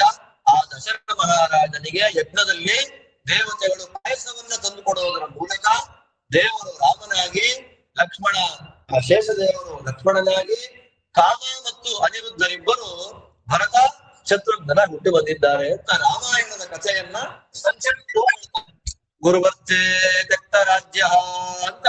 ಗುರುವರ್ಚೆ ತಂದೆಯ ಮಾತನ್ನ ಕೇಳಿ ಹೆಂಡತಿಯನ್ನ ಕರ್ಕೊಂಡು ಕಾಡಿಗೆ ಹೋಗಿದ್ದಾನೆ. ಕಾಡಿಗೆ ಹೋದಾಗ ಅಲ್ಲಿ ರಾವಣನ ನೆಪದಿಂದ ಸೀತೆಯನ್ನ ಅಪಹಾರ ಆದ್ಮೇಲೆ ಕಪಿಗಳ ಸಹಾಯದಿಂದ ಹೇಳ್ತಾನೆ, ಕೆಂತಸ್ಯ ಶತ್ರುಹನನೆ ಕಪಯ ಸಹಾಯ ಅಂತಾದ್ರೂ ಕಪಿಗಳಿಗೆ ಪುಣ್ಯ ಬರಬೇಕು ಅಂತ ಆ ಕಪಿಗಳ ಮೂಲಕ ರಾವಣನ ವಧೆಯನ್ನ ಮಾಡಿ ಸೀತೆಯನ್ನ ಮರಳಿ ಪಡೆದ. ಪಟ್ಟಾಭಿಷಿಕ್ತನಾದ ಮೇಲೆ ಒಂದ್ ದಿವಸ ಸಾಯಂಕಾಲ ಮಾರುವೇಷ ಹಾಕೊಂಡು ರಾಮ ಊರೆಲ್ಲ ತಿರ್ಗಾಡ್ಕೊಂಡ್ ಬರ್ಬೇಕು, ಅಷ್ಟು ಚೆನ್ನಾಗಿತ್ತು ರಾಜ್ಯ, ತಿರುಗಾಡ್ಕೊಂಡ್ ಬರ್ಬೇಕು ಅಂತ ಹೋಗಿ ಮೊದಲನೇ ದಿನ ಏನು ಕೇಳಲಿಲ್ಲ, ಬಂದ ಯಜ್ಞಯಾಗಗಳು ಮಾಡ್ದ. ರಾಮದೇವರು ಮಾಡಿದ ಯಜ್ಞಯಾಗ ಎಲ್ಲ ಪುರೋಹಿತರು ಬಂದ್ರು. ದಕ್ಷಿಣ ಏನ್ ಕೊಟ್ಟ ಅಂತಂದ್ರೆ ಒಬ್ಬೊಬ್ರಿಗೆ ಒಂದೊಂದು ದಿಕ್ಕು, ಈ ಪೂರ್ವ ದಿಕ್ಕು, ದಕ್ಷಿಣ, ಪಶ್ಚಿಮ, ದಕ್ಷಿಣ ಅಂತ. ಮೈ ಮೇಲಿದ್ದ ಆಭರಣ ಭಾಗವತ ಹೇಳುತ್ತೆ, ಸೀತಾದೇವಿ ಮಾಂಗಲ್ಯ ಒಂದನ್ನ ಬಿಟ್ಟು ಮಿಕ್ಕಿದ್ದೆಲ್ಲ ಬಿಚ್ಕೊಳ್ಬಿಟ್ಟ. ಅದನ್ನ ನೋಡಿ ಬ್ರಾಹ್ಮಣರಂತಾರೆ, ಇಷ್ಟು ದಕ್ಷಿಣ ಬೇಡ, ನೀನೇ ಇಟ್ಕೋ ಇದನ್ನ. ಅಷ್ಟು ಯಜ್ಞಯಾಗ ಮಾಡಿದ ರಾಮ ಒಂದಿನ ಅಗಸನ ಮಾತನ್ನ ಕೇಳಿ ಸೀತೆಯನ್ನ ಕಾಡಿಗೆ ಕಳಿಸ್ದಾಗ ಅಲ್ಲೇನಾಯ್ತು, ಅವಳು ಎಲ್ಲಿಗೆ ಬಂದು ಕಾಡಿಗೆ? ಪ್ರಾಚೇತಸ ಅಂದ್ರೆ ಪ್ರಚೇತಸ್ಸನ ಮಕ್ಕಳು ವಾಲ್ಮೀಕಿಗಳ ಆಶ್ರಮಕ್ಕೆ ಬಂತು. ಗರ್ಭಿಣಿ ಕುಶ, ಲವ ಇಬ್ಬರು ಮಕ್ಕಳನ್ನು ಹಡಿದ್ಲು. ಮತ್ತೆ ರಾಮ ದೊಡ್ಡ ದೊಡ್ಡ ಅಶ್ವಮೇಧ ಯಾಗವನ್ನ ಮಾಡುವಾಗ ರಾಮನ ಕಥೆಯನ್ನೇ ಹಾಡ್ಲಿಕ್ಕಾಗಿ ಬರ್ತಾರೆ ಕುಶಲವರು. ಆಗ ಮಕ್ಕಳನ್ನ ಸ್ವೀಕಾರ ಮಾಡ್ಕೊಂಡ ಸೀತಾದೇವಿ ಏನ್ ಮಾಡ್ತಾಳೆ, ರಾಮನಿಗೆ ಮಕ್ಕಳನ್ನ ಕೊಟ್ಟು ಭೂಮಿಗೆ ಹೊರಟ. ಅಲ್ಲಿಂದ ರಾಮ ಒಂದಷ್ಟು ಸಾವಿರ ವರ್ಷಗಳ ಕಾಲ ಭೂಮಿಯಲ್ಲಿದ್ದು ತನ್ನ ಮೊದಲನೇ ಮಗನಾದ ಕುಶನಿಗೆ ರಾಜ್ಯವನ್ನ ಕಟ್ಟಿದ. ಕುಶನಿಗೆ ರಾಜ್ಯವನ್ನ ಕೊಟ್ಟು 11,000 ವರ್ಷಗಳ ಕಾಲ ಭೂಮಿಯಲ್ಲಿದ್ದು ಕೊನೆಗೆ ಮೋಕ್ಷಯೋಗ್ಯ ಜೀವರು ಯಾರು ಮೋಕ್ಷಕ್ಕೆ ಬರ್ತೀರಿ ಅಂತ ಕರ್ಕೊಂಡು ಅವನ್ನೆಲ್ಲ ಸಮಾಯಾತ ಏ ಮೋಕ್ಷ ಪದೇಚ್ಛವ ಅಂತ ಅಯೋಧ್ಯೆಯಲ್ಲಿ ಎಲ್ಲರನ್ನ ಕರ್ಕೊಂಡು ಮೋಕ್ಷಕ್ಕೆ ಹೋದ ಅಂತ ರಾಮಚರಿತ್ರೆ. ಶುಕಾಚಾರ್ಯ ಅಂತಾರೆ, 100 ಕೋಟಿ ಶ್ಲೋಕ ವಿಸ್ತಾರವಾದ ಮೂಲ ರಾಮಾಯಣದಲ್ಲಿ ಹೇಳಿದ ರಾಮಕಥೆಯನ್ನ ಪೂರ್ಣವಾಗಿ ಹೇಳಲಿಕ್ಕೆ ಯಾರಿಗೂ ಸಾಧ್ಯ ಇಲ್ಲ, ಸ್ವಲ್ಪ ಮಾತ್ರ ಹೇಳಿದ್ದೇನಪ್ಪ. ಇಲ್ಲಿ ಹೇಳಿದ್ದು ಏನೂ ಇಲ್ಲ, ಅಷ್ಟು ಗುಣಗಳು ನಮ್ಮ ರಾಮಚಂದ್ರನಿಗಿದೆ ಅಂತ ನಿರೂಪಣೆ ಮಾಡಿಕೊಡ್ತಾರೆ. ಕುಶ ರಾಜನಾದ. ಕುಶನ ಮಗ ಅತಿಥಿ ಅಂತ. ಆ ಅತಿಥಿಯ ವಂಶದಲ್ಲಿ ಬಂದ ಮಹಾನುಭಾವನಾದ ರಾಜನೇ ಹಿರಣ್ಯನಾಭ ಅಂತ. ಯಾಕೆ ಬಂತು ಅಂದ್ರೆ ಇಷ್ಟಾಗುವಷ್ಟೊತ್ತಿಗೆ ವೇದವ್ಯಾಸರ ಅವತಾರ ಆಗೋಯ್ತು. ರಾಮಾವತಾರ ಆಗಿ ಕೃಷ್ಣಾವತಾರಕ್ಕಿಂತ ಮೊದಲು ವ್ಯಾಸಾವತಾರ ಆಗಿದೆ. ಈ ಹಿರಣ್ಯನಾಭ ಯಾರು? ಅವು ಋಷಿ ಆಗ್ಬಿಟ್ಟ. ಆ ಹಿರಣ್ಯನಾಭ ವೇದವ್ಯಾಸ ದೇವರ ಶಿಷ್ಯರು, ಸಾಮವೇದ ಆಚಾರ್ಯರು, ಅವರಿಗೆ ಜೈಮಿನಿ ಅಂತ ಹೆಸರು. ಆ ಜೈಮಿನಿ ಆಚಾರ್ಯರಲ್ಲಿ ಯೋಗಶಾಸ್ತ್ರವನ್ನು ಅಧ್ಯಯನ ಮಾಡ. ಕುಶನ ಮರಿಮಗ ಅಧ್ಯಯನ ಮಾಡಾದ್ಮೇಲೆ ಅದನ್ನ ಪಾಠ ಮಾಡ್ಬೇಕಲ್ಲ, ಯಾಜ್ಞವಲ್ಕ್ಯರಿಗೆ ಪಾಠ ಮಾಡದ ಆಗಿರುತ್ತೆ. ಗುರು ಪರಂಪರೆ ಲಿಸ್ಟಲ್ಲಿ ಯಾರ್ಯಾರನ್ನ ಸೇರಿಸ್ಬೇಕು. ಅದಕ್ಕೆ ಬ್ರಹ್ಮಾಂತ ಗುರುವತ್ ಸಾಕ್ಷಾತ್ ಅಂತ ಹೇಳ್ಬಿಟ್ಟೆ ಎಲ್ಲ ಬಂದ್ಬಿಡ್ತಾರೆ. ಗುರು ಪೂರ್ಣಿಮೆ ಯಾರ್ಯಾರಿಗೆ ನಮಸ್ಕಾರ ಮಾಡೋದು ನಾವು, ಎಲ್ಲೆಲ್ಲಿಂದ ಬಂದು ಸೇರ್ಕೊಂಡಿದೆ ನೋಡಿ ಶಾಸ್ತ್ರಗಳೆಲ್ಲ. ಕುಶನ ವಂಶದಲ್ಲಿ, ಹಿರಣ್ಯನಾಭ ಋಷಿಗಳಲ್ಲಿ, ಜೈಮಿನಿ ಆಚಾರ್ಯರಲ್ಲಿ, ಯಾಜ್ಞವಲ್ಕ್ಯರಿಗೆ ಪಾಠ ಮಾಡಿದ್ದಲ್ಲಿ ಅಂಥ ಮಹಾನುಭಾವ ಇವನು. ಅವನ ವಂಶದಲ್ಲಿ ಬಂದವನೇ ಮರುತ್ತ ಚಕ್ರವರ್ತಿ. ಅವನು ಎಷ್ಟು ನೆನ್ನೆ ಹೇಳದಲ್ಲ ಮರುತ್ತ, ಅವನೆಲ್ಲ ಇನ್ನೊಬ್ಬ ಆ ಚಕ್ರವರ್ತಿ ಎಷ್ಟು ದಕ್ಷಿಣೆ ಕೊಟ್ಟ ಅಂದ್ರೆ ಬ್ರಾಹ್ಮಣರಿಗೆ ತಗೊಂಡೋಗ್ಲಿಕ್ಕಾಗದೆ ಹಿಮಾಲಯದಲ್ಲಿ ಬಿಸಾಕೊಟ್ಟೋದು. ಆ ಉಳಿದ ದುಡ್ಡಿಂದಲೇ ಅಶ್ವಮೇಧ ಯಾಗ ಮಾಡಿದ ಧರ್ಮರಾಜ. ಅವನು ಇನ್ನು ಮುಂದೆ ಕಲಿಯುಗ ಮುಗಿದ ಮೇಲೆ ಸೂರ್ಯವಂಶವನ್ನ ಕಂಟಿನ್ಯೂ ಮಾಡಬೇಕು ಅಂತ ಕಲಾಪಗ್ರಾಮ ಬದರಿಕಾಶ್ರಮದಲ್ಲಿ ಇವತ್ತಿಗೂ ಸಾಧನೆ ಮಾಡಿಕೊಂಡಿದ್ದಾನೆ ಅಂತ ಹೇಳ್ತಾರೆ. ಅಂತ ಮರುತ್ತ ರಾಜನ ನಂತರದಲ್ಲಿ 10 ತಲೆಮಾರಾಗಿ ಸುಮಂತ್ರ ಅನ್ನುವಂತ ರಾಜನಿಗೆ ಇಕ್ಷ್ವಾಕು ವಂಶ ಏನಾಗುತ್ತೆ, ಕಂಪ್ಲೀಟ್ ಆಗುತ್ತೆ. ಕಲಿಯುಗದಲ್ಲಿ ಸುಮಂತ್ರ ಅಥವಾ ಸುಮಿತ್ರ ಅನ್ನುವಂತ ರಾಜನಿಗೆ ನೋಡಿ, ಇಕ್ಷ್ವಾಕುವಿನಿಂದ ಆರಂಭ ಆದ ವಂಶ ಸುಮಿತ್ರನಲ್ಲಿಗೆ ಎಂಡ್ ಆಯ್ತು. ಅಲ್ಲಿ ಮತ್ತೆ ಇನ್ನು ಮುಂದೆ ಕೃತಯುಗ ಆರಂಭ ಆದಾಗ ಸೂರ್ಯವಂಶವನ್ನ ಮತ್ತೆ ಕಂಟಿನ್ಯೂ ಮಾಡೋದು ಯಾರು, ಮಧುರೆಯಲ್ಲಿರುವಂತಹ ಮರುತ್ತ ಚಕ್ರವರ್ತಿ ಮತ್ತೆ ಕಂಟಿನ್ಯೂ ಮಾಡ್ತಾನೆ. ಇದು ಸಂಕ್ಷಿಪ್ತವಾಗಿ ಭಗವಂತ ಪದ್ಮನಾಭನಿಂದ ಆರಂಭ ಮಾಡಿಕೊಂಡು ಸುಮಿತ್ರನವರೆಗೂ ಇರುವಂತಹ ಅತ್ಯಂತ ಶ್ರೇಷ್ಠವಾದ ಸೂರ್ಯವಂಶದ ಮಹಾರಾಜರುಗಳ ಚರಿತ್ರೆ. ಇದನ್ನು ಯಾರು ವಿಶೇಷವಾಗಿ ಶ್ರವಣ ಮಾಡ್ತಾರೆ ಎಲ್ಲರಿಗೂ ಆರೋಗ್ಯಾದಿಗಳ ಸಮಸ್ಯೆ ಏನಿದೆ ಅದೆಲ್ಲವನ್ನ ಸೂರ್ಯ ಪರಿಹಾರ ಮಾಡಿಕೊಡ್ತಾನೆ. ತತ್ವದಲ್ಲಿ ಆಸಕ್ತಿಯನ್ನ ಕೊಡುತ್ತಾನೆ ಸವಿತೃನಾಮಕ ನಾರಾಯಣ ಅಂತ ಇಲ್ಲಿಗೆ ಫಲಶ್ರುತಿಯನ್ನ ಕೊಡ್ತಾರೆ. ಇದು ಹೆಂಗೋ ಮುಗಿಸ್ಬಿಡ್ಬೋದು. ಈ ಚಂದ್ರವಂಶ ಇದೆ ಅಲ್ಲ, ಚಾನ್ಸೇ ಇಲ್ಲ. ಆದ್ದರಿಂದ ಇಲ್ಲೋ ಅಷ್ಟೇ ಇದನ್ನೇ ಪ್ರಧಾನವಾಗಿ ಹೇಳಿದೆ. ಇದರಲ್ಲಿ ಮುಖ್ಯವಾದ ಪ್ರಧಾನ ಅಂಗಗಳು ಯಾವುದು ಬರುತ್ತೆ, ಕೃಷ್ಣಾವತಾರಕ್ಕೆ ಪೂರಕವಾದ ಕಥೆಗಳೇನಿದೆ ರಾಜರು ಅವ್ರದನ್ನ ಮಾತ್ರ ಫೋಕಸ್ ಮಾಡ್ಲಿಕ್ಕೆ ಪ್ರಯತ್ನ ಪಡ್ತೀನಿ. ಅಥಾತಃ ಪುಣ್ಯಕೀರ್ತಿನಾಮ್ ಅಂತ ಮತ್ತೆ ಚಂದ್ರವಂಶ ನೋಡಿ. ನಮಗೆ ಅಲ್ಲಲ್ಲಿ ಹೆಸರು ಕೇಳಿದ್ರೆ ಒಂಥರ ಆಗತ್ತೆ. ಪರೀಕ್ಷಿತ ಮಹಾರಾಜರಿಗೆ ಊಟ ಇಲ್ಲ, ತಿಂಡಿ ಇಲ್ಲ, ನಿದ್ರೆ ಇಲ್ಲ, ನೀರಿಲ್ಲ, ಹೆಂಗ್ ಕೇಳಿ ಅಂದ್ರೆ ಈ ರಾಜರೆಲ್ಲ ಸಾಮಾನ್ಯರಲ್ಲ ಅಂತ ಅರ್ಥ. ಅವರೆಲ್ಲ ಮಹಾನುಭಾವರಾದ ರಾಜರುಗಳು. ಒಬ್ಬೊಬ್ಬರ ಚರಿತ್ರೆ ಎಷ್ಟು ದೊಡ್ಡದಾಗಿದೆ ನಮ್ಗೆ ಹೇಳಲಿಕ್ಕೆ ಆಗುದಿಲ್ಲ. ಹರಿವಂಶದಲ್ಲಿ ಹರಿಶ್ಚಂದ್ರನ ಕಥೆ ವಿಸ್ತಾರವಾಗಿ ಬರುತ್ತೆ. ರಾಮಾಯಣ ಮಹಾಭಾರತ ರಾಮದೇವರ ಕಥೆ ಬರುತ್ತೆ. ಕುಶಧ್ವಜ ಕಾಂಡಿಕ್ಯರ ಕಥೆ ಮಾರ್ಕಂಡೇಯ ಪುರಾಣದಲ್ಲಿ ಬರುತ್ತೆ. ಎಷ್ಟು ಜನಗಳ ಬಗ್ಗೆ ಮುಗಿಯೋದಿಲ್ಲ. ರಾಜರ ಬಗ್ಗೆ ಹೇಳಿದ್ರೆ ಮುಗಿಸ್ತೀವಿ ಅಂತ ನಮ್ಗೆ ಚಾನ್ಸೇ ಇಲ್ಲ. ಚಂದ್ರವಂಶ ಅದೇ ಪದ್ಮನಾಭ ರೂಪದ ಭಗವಂತ, ಅವನ ಮಗ ಬ್ರಹ್ಮ, ಅವನ ಮಗ ಅತ್ರಿ. ಅತ್ರಿಯ ಕಣ್ಣಿನಿಂದ ಬಂದ ಮಹಾನುಭಾವ ಯಾರು, ಚಂದ್ರ. ಅತ್ರಿ ನೇತ್ರ ಸಮುದ್ಭವ, ತಪಸ್ಸಿನ ಕಾಂತಿ ಹರಡ್ಬಿಡ್ತಂತೆ ಎಲ್ಲಾ ಕಡೆ ಅವ್ರ ಕಣ್ಣಿಂದ. ಆಗ ಬಂದವನೇ ಚಂದ್ರ. ಎಲ್ಲದಕ್ಕೂ ಮರ ಗಿಡ ಔಷಧಿ ವನಸ್ಪತಿ ಎಲ್ಲ ಅಭಿಮಾನ ದೇವತೆ ಚಂದ್ರ. ಯಾಗ ಮಾಡ್ದ. ಯಾಗ ಮಾಡುವ ಗುರುಗಳು ಬಂದಿದ್ರು. ಗುರು ಹೆಂಡತಿನೇ ನೋಡಿ ಚೆನ್ನಾಗಿದಾರ ಅವರು ತಗೊಂಡು ಹೊರಟೋದ್ರೆ ಅವನಿಂದ ದೇವತೆಗಳಲ್ಲೇ 2 ಪಾರ್ಟಿ ಆಯ್ತು. ದೇವತೆಗಳ ಪರವಾಗಿ ರಾಕ್ಷಸರು ಯುದ್ಧ ಮಾಡಾಗಾಯ್ತು. ಶುಕ್ರಾಚಾರ್ಯರಿಗೂ ಬೃಹಸ್ಪತ್ಯಾಚಾರ್ಯರು ಆಗ್ತಾ ಇರ್ಲಿಲ್ಲ ಯಾವುದೋ ಕಾರಣದಿಂದ. ಅದಕ್ಕೆ ಏನ್ ಮಾಡ್ತಾರೆ, ಶುಕ್ರಾಚಾರ್ಯರು ಬೃಹಸ್ಪತಿನ ಹೊಡೆಯಕ್ಕೆ ಒಳ್ಳೆ ಟೈಮ್ ಇದು ಅಂತ ಶುಕ್ರಾಚಾರ್ಯರು ರಾಕ್ಷಸರ ಜೊತೆಯಲ್ಲಿ ಚಂದ್ರನ ಜೊತೆ ಬಂದು ಸೇರ್ಕೊಂಡ್ರು. ಮಿಕ್ಕವರೆಲ್ಲ ಬೃಹಸ್ಪತ್ಯಾಚಾರ್ಯ ಪರ ಸೇರ್ಕೊಂಡ್ರು. ಸರಿ, ಯುದ್ಧ ಆಯ್ತು. ಬ್ರಹ್ಮದೇವರು ಬಂದು ಯುದ್ಧ, ಅಯ್ಯೋ ನಿಲ್ಲಿಸ್ರಪ್ಪ ಸಾಕು ಅಂತ ಯುದ್ಧ ನಿಲ್ಲಿಸಿದ್ರು. ಅಷ್ಟರಲ್ಲೇ ಗರ್ಭಿಣಿ ಆಗಿದ್ದಾಳೆ ಅವಳು. ಬೃಹಸ್ಪತ್ಯಾಚಾರ್ಯರು ಮನೆಗೆ ಕರ್ಕೊಂಡು ಹೋದ್ರೆ ಒಂದು ಮಗು ಹುಟ್ಟಿತು. ಎಷ್ಟು ಚೆನ್ನಾಗಿದೆ ಮಗುವುದು ಅಂದ್ರೆ ನಂದು ಶುರು ಮಾಡ್ಬಿಟ್ಟು. ಅವಳನ್ನ ಕೇಳ್ತಾರೆ, ಯಾರನ್ನ, ತಾರಾದೇವಿನ, ಯಾರ್ದು ಮಗು ಇದು ಅಂತ. ಅವಳಿಗೆ ಹೇಳಲಿಕ್ಕಿಲ್ಲ. ಅಷ್ಟರಲ್ಲಿ ಮಗು ಹೇಳ್ತು, ನಾನು ಯಾರ ಮಗ ಅಂತೀನಿ ಹೇಳು, ನಿಂಗೆ ಹೇಳಕ್ಕೆ ನಿನಗೆ ನಂಗೆ ಅವಮಾನ ಆಗ್ತಾ ಇದೆ ಇಲ್ಲಿ ತಂದೆ. ಬ್ರಹ್ಮದೇವರು ಬಂದು ಹೇಳು, ತಾಯಿ ಮಾತಾಡ್ತಾ ಇದೆ, ಆ ಕಡೆ ಬಾ ನೀನು ಅಂತಂದ್ರು. ಆವಾಗ ತಾರಾದೇವಿನ ಸೈಡಿಗೆ ಕರ್ಕೊಂಡು ಹೋಗಿ ಯಾರ ಮಗು ಅಂದಾಗ ನಾಚಿಕೆಯಿಂದ ಚಂದ್ರಂದು ಅಂತ ಹೇಳಿದ ಮೇಲೆ ಅವತ್ತಿಂದ ಚಂದ್ರನಿಗೆ ಬೃಹಸ್ಪತ್ಯಾಚಾರ್ಯಗೆ ಸ್ವಲ್ಪ ಏನಾಗಿದೆ, ಜಾತಕದಲ್ಲಿ ಎಲ್ಲಾ ಉಚ್ಚ ಸ್ಥಾನದಲ್ಲಿ ಒಳ್ಳೇದಾಗತ್ತೆ. ಬಟ್ ಚಂದ್ರ ಗುರು ಒಂದೇ ಮನೆಯಲ್ಲಿ ಬಂದ್ಬಿಟ್ರೆ ಒಂದ್ ಸ್ವಲ್ಪ ಸಮಸ್ಯೆ ಆಗುತ್ತೆ ಅಂತ ಹೇಳ್ತಾರೆ. ಕಾರಣ ಇಷ್ಟೇ, ಶನಿ ಆದಿತ್ಯ ಒಂದೇ ಮನೆಯಲ್ಲಿ ಬಂದ್ರೆ ಹೊಡಿತಾರಲ್ಲ, ಹಾಗೆ ಅಪ್ಪ ಮಕ್ಕಳಿಗೆ ಅಲ್ಲಾಗಲ್ಲ, ಇಲ್ಲಿ ಫ್ರೆಂಡ್ಸ್ ಆಗಲ್ಲ. ಆ ಮಗುವಿಗೆ ಬುಧ ಅಂತ ನಾಮಕರಣ ಮಾಡ್ತಾರೆ.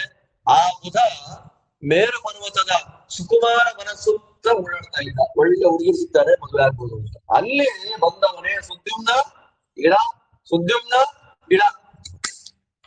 ಅವನ ಮಗನಾಗಿ ಬಂದವನೇ ಮಹಾನುಭಾವ ಯಾರು,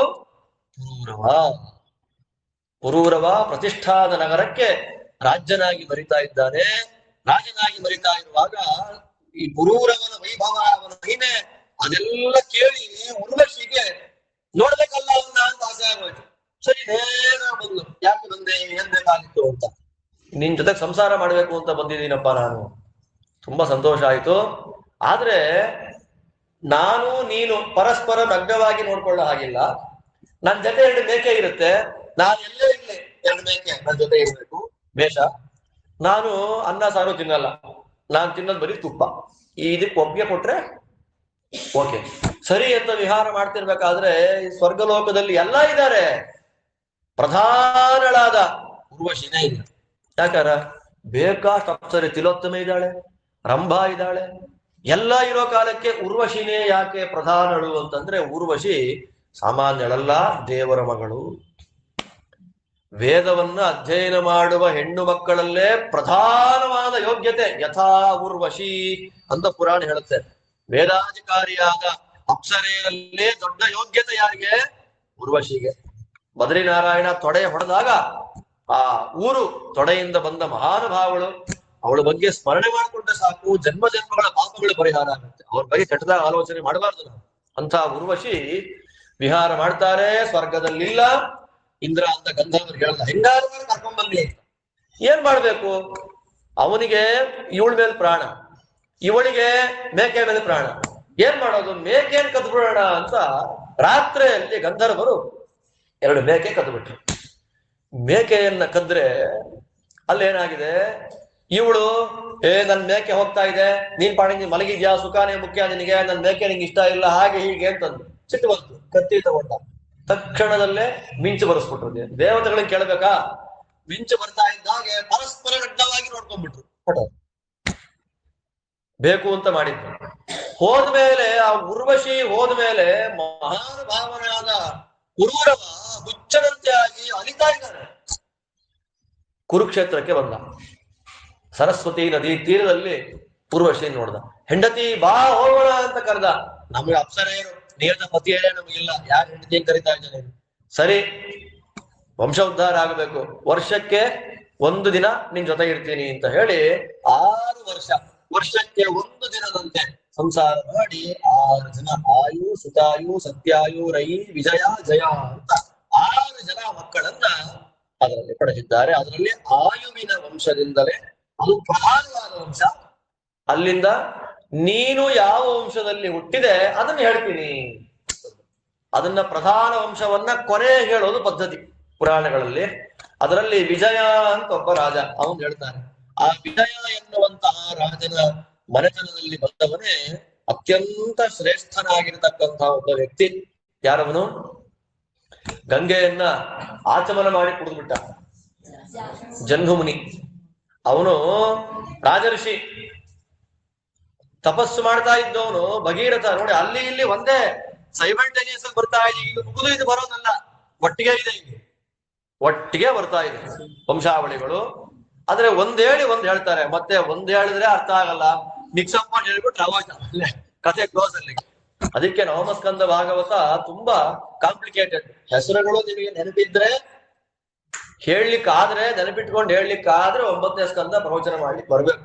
ಇಲ್ಲ ಅಂತಂದ್ರೆ ಮೇಲೆ ಹೇಳಿ ಮುಗಿಸ್ಬಿಡ್ತೀವಿ ಅಂದ್ರೆ ಅದು ಹೇಳಿಯೋ ಪ್ರಯೋಜನ ಇಲ್ಲ, ಕೇಳಿಯೋ ಪ್ರಯೋಜನ ಇಲ್ಲ. ಆ ವಂಶಾವಳಿಗಳ ವಿಸ್ತಾರ ಎಲ್ಲಿಂದ?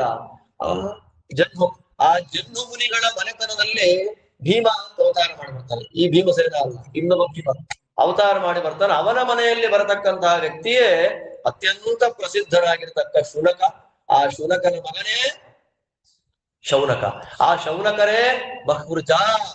ಅವರು ಬ್ರಾಹ್ಮಣರಾಗಿ ಶೌನಕ ಗೋತ್ರಕ್ಕೆ ಪ್ರವರ್ತಕರಾಗಿ ಇವತ್ತಿಗೂ ಕೂಡ ನೈಮಿಷಾರಣ್ಯದಲ್ಲಿದ್ದು ಸೂತ ಪುರಾಣಿಕರ ಮೂಲಕ ಪ್ರವಚನಗಳನ್ನ, ಪುರಾಣಗಳನ್ನ ಎಲ್ಲವನ್ನೇ ಶ್ರವಣ ಮಾಡ್ತಾ ಇದ್ದಾರೆ. ಅವರ ವಂಶದಲ್ಲಿ ಬಂದವರೇ ಕಣ್ವರು, ಅಲ್ಲಿಂದ ಬಂದವರೇ ಪ್ರಸ್ಕಣ್ವರು.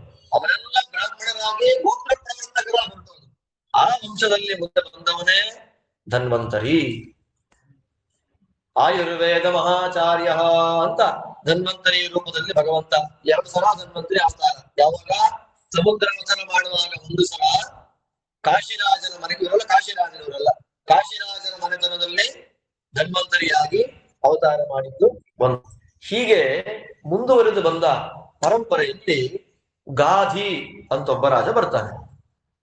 ಈ ಕಥೆ ಹೇಳಿ ಮುಗಿಸ್ಬಿಡ್ತೀನಿ ಇವತ್ತಿಂದ. ನಾನು ಅರ್ಧ ಮುಗಿಯತ್ತೆ, 1/4 ಭಾಗ ಮುಗಿಯುತ್ತೆ ಚಂದ್ರವಂಶದ್ದು. ಗಾಧಿ, ಈ ವಿಜಯನ ವಂಶದಲ್ಲೇ ಗಾಧಿ ಅಂತ ಒಬ್ಬ ರಾಜ, ಸಾಕ್ಷಾತ್ ಇಂದ್ರನ ಅವತಾರ ಗಾಧಿ. ಅವನಿಗೆ ಸತ್ಯವತಿ ಅಂತ ಹೆಣ್ಮಗಳು. ಯಾರಿಗ್ ಮದುವೆ ಮಾಡ್ಕೊಡೋದು ಅನ್ನುವಾಗ ರುಚಿಕ ಅಂತ ಒಬ್ಬ ಋಷಿ ಅವನು ಬಂದು ನಿನ್ ಮಗಳನ್ನ ನಾನು ಮದುವೆ ಮಾಡ್ಕೊಂತೀನಿ ಅಂತ. ಅವಾಗ ಅವನಂತಾನೆ, ಗಾದಿ ಅಂತಾನೆ, ನನ್ ಮಗಳನ್ ಕೊಡ್ಬೇಕು ಅಂದ್ರೆ ಮೈಯೆಲ್ಲ ಬೆಳ್ಳಿಗಿರ್ಬೇಕು, ಕಿವಿ ಮಾತ್ರ ಕಪ್ಪಗಿರ್ಬೇಕು, ಅಂಥ ಕುದುರೆ ತಂದು ಕೊಟ್ರೆ, 1000 ಕುದುರೆ ತಂದು ಕೊಟ್ರೆ ಮಗಳು ಕೊಡ್ತೀನಿ. ಸರಿ, ಇವನು ಎಲ್ಲಿ ಹೋದ? ನೇರ ಸಮುದ್ರಕ್ಕೆ ಬಂದ, ವರುಣ ದೇವರನ್ನ ಪ್ರಾರ್ಥನೆ ಮಾಡ್ದ. ವರುಣ 1000 ಕುದುರೆ ಕೊಟ್ಟ.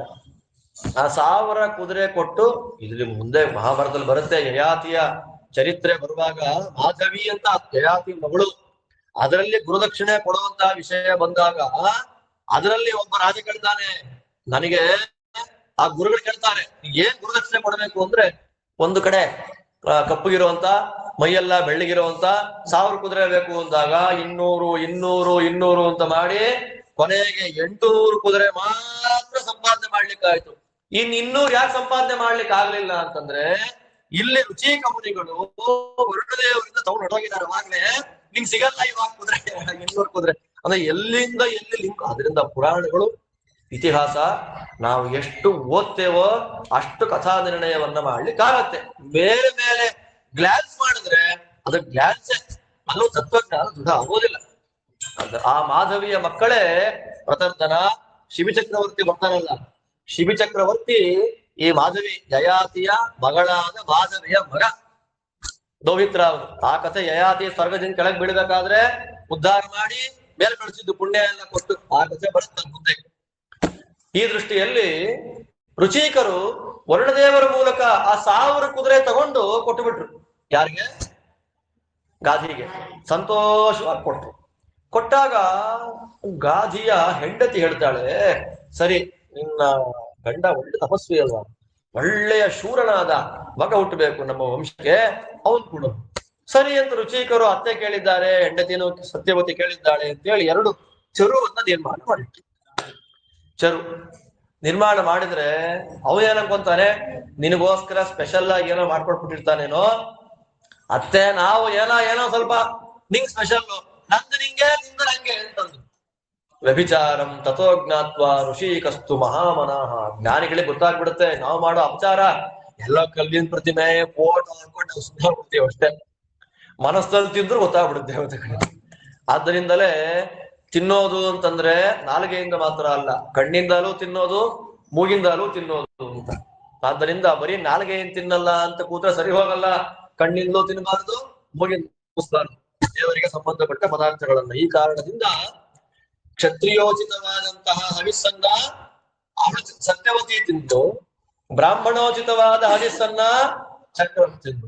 ಅವಾಗ ರುಚಿಕರಂತಾರೆ, ಎಂತ ಅನ್ಯಾಯ ಆಯ್ತು, ಬ್ರಹ್ಮವರ್ಚಸ್ವಿ ಆದವ್ರು ನಮ್ಮನೇಲಿ ಬರ್ಲಿ, ಕ್ಷತ್ರಿಯನಾದ್ರು ಅಲ್ಲಿ ಬರ್ಲಿ ಅಂದ್ರೆ ಉಲ್ಟಾ ಆಗತ್ತಲ್ಲ, ಏನ್ ಮಾಡ್ಲಿ ಅಂತ ಅವಳಂತಾಳೆ, ನನ್ ಮಗ ಬೇಡ, ಮೊಮ್ಮಗ ಬೇಕಾದ್ರೆ ಬಂದ್ಬಿಡ್ಲಿ. ಹಾಗೆ ಆ ಮೊಮ್ಮಗನಾಗಿ ಬಂದವನೇ ಪರಶುರಾಮ, ಮಗನಾಗಿ ಬಂದವನೇ ಜಮದಗ್ನಿ. ರುಚಿಕರ ಸತ್ಯವತಿ ದೇವಿಯ ಮಗನಾಗಿ ಭಾರ್ಗವ ಗೋತ್ರದಲ್ಲಿ ಬಂದ ಮಹಾನುಭಾವ ಜಮದಗ್ನಿ. ರೇಣುಕ ಮಹಾರಾಜನ ಮಗಳಾದ